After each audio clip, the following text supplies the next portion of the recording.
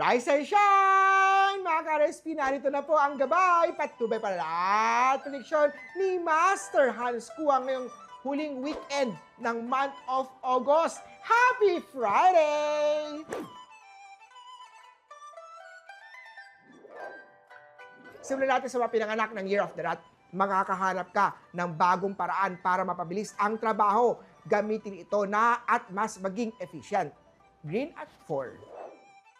Kaya oksaman tayo, huwag hayaan na ang pagsisi ng iba ay sisira o sirain ang bago mong katahimikan. Mahalaga ang kapayapaan ng puso kaysa sa gulo nang wala namang katapusan. Cream at 2. Kay Tiger naman tayo, ang biglaang lambing ngayong Ghost Month ay dapat pagdudahan.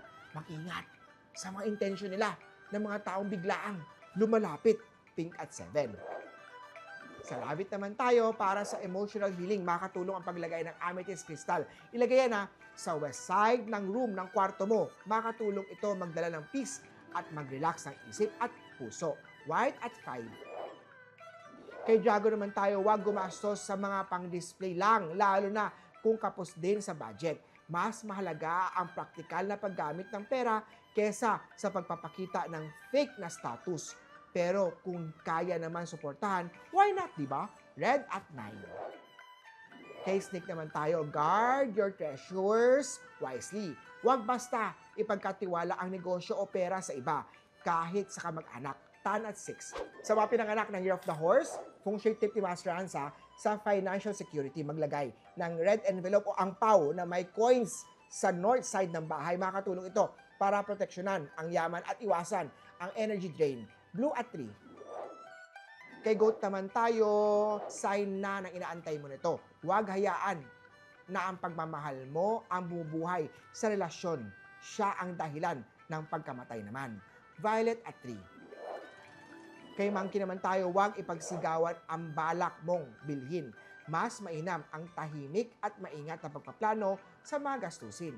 Gold at 8. Rooster naman tayo, hindi mo kailangan maging pangalawa para mapansin ka niya. Pahalagahan ang sarili at huwag magsettle sa number 2. Deserve mong maging number 1.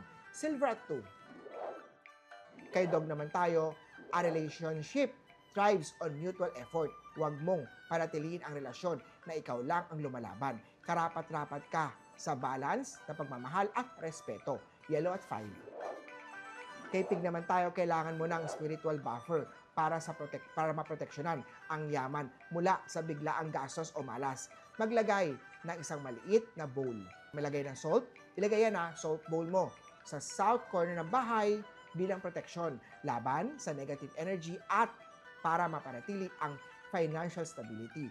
Green at 9. Muli po, ito po yung magabay, patnubay palala at prediksyon lamang ni Master Hans Kua. Nasa inyong mga kamay nakasalalay ang inyong tagumpay. Kaya always be positive at i-claim ang mga swerte, mga ka-RSP.